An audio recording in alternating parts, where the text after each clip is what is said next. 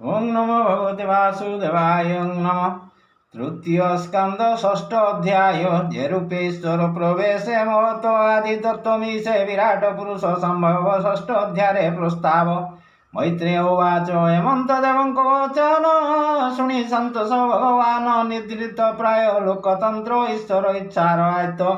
से काल शक्ति रूप धरी त्रयोविंशति तत्ते पूरी चेष्टा स्वरूपे तांक मध्य निद्रित कर्म कुरोदे संयोग करी भिन्न भिन्न जार संप्रयोजन से त्रयोविंश तत्व गुणे ईश्वर आज्ञा परमाणे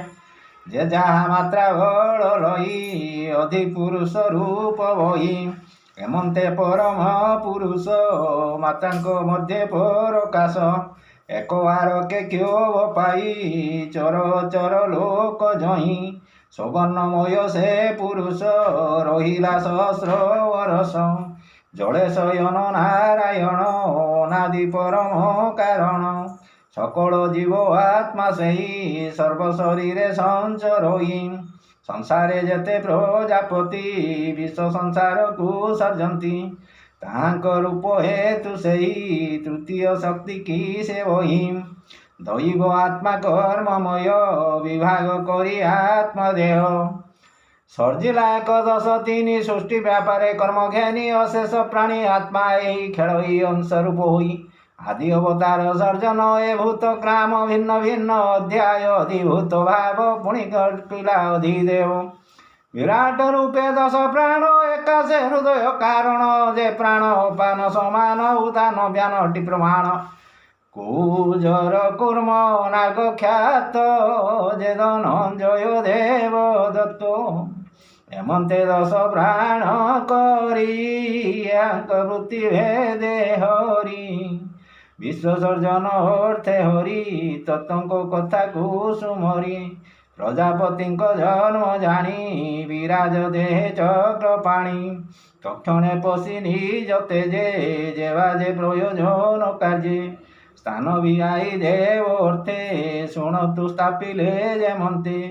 विराज मुंडे तुंड करी वचन अर्थे अधिकारी अग्निस्तापिले शब्द अर्थे एबे तु शुण एक चित्ते से मुख मध्य ताकु भेदी वरुण रसना संपादी जिह्वावरी षड रसे थापिले आस्वादन बसे तुंड उपरे नासा द्वारे बसिले अश्विनी कुमारे घ्राण आबुरी गंध अर्थे सुगंध दुर्गंध सहिते सेना सामूले चक्षु द्वार समेव सोई दिवाकर ज्योति स्वरूपे से लोचने रहिले रूप संपादने पवन बहे देह पशि केबे काहीं रे न मिशी शीत तपत जानिबारे चर्मे बसिले अधिकारे सेवेनी चक्षुर उपरे वाम दक्षिण कर्ण द्वारे शबद अर्थे दिग बसे जेवा शबद जेणे भासे चुक जे चर्मु भिन्न हेला औषधि लुमे जे बसिला सेही लुमरु कंडु आदि होई स्पर्श सुखादि मेढर आबुरी लिंग वृत्ति तही बसिले प्रजापति शुक्र रे तस अनुबंधे मैथुन स्पर्श आनंदे संतति उपजीवा अर्थे लिंगे रहिले दृढ़ चित्ते तावदे अष्टम अंगुले जेमल द्वार जा पायु मूले मित्र बसिला ताबुरी मृत्यु देवता संगे करी मल उत्सर्ग दृढ़ बंधे व्यापार बाबुरी आनंदे हृद उपरे बेनी भुजे इंद्र बसिला निज तेजे वृत्ति व्यापार कर्म अर्थे जीवर जीविका जेमंते कटी संधान पाद करी तही बसिले नर हरि ए पिंड चलिब जेमंते गमन प्राप्य स्थान अर्थे बागिंस बसे बुद्धि मध्य जेणु जीवर बोध भेद हृदय भेदे निशाकर जेमन व्यापार गुजर चंद्रमा तही दृढ़ मते आबुरी रहिला निश्चिंते आत्मारे बसे अभिमान जेणु कर्तव्य वही ज्ञान चित्त को भेदी भ्रष्टा बसे जेने से विज्ञान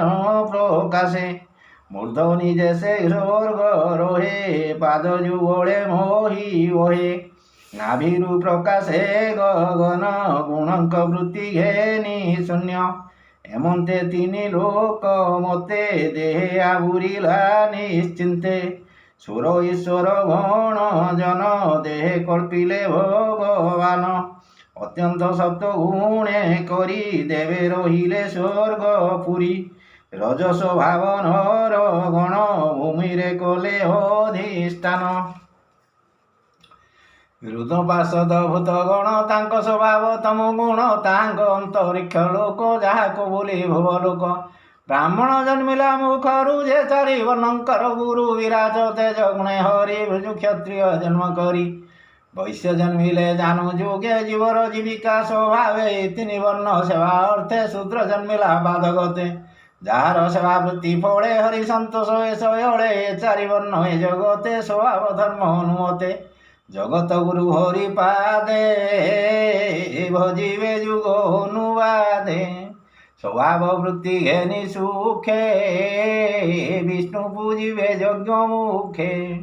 ଏମନ୍ତେ ଶୁଣ ହେ ବିଧୁର ଯାହା କହିଲେ ଗଦାଧର ମୁଁ ତୋତେ କହିଲଇଁ ଭାବେ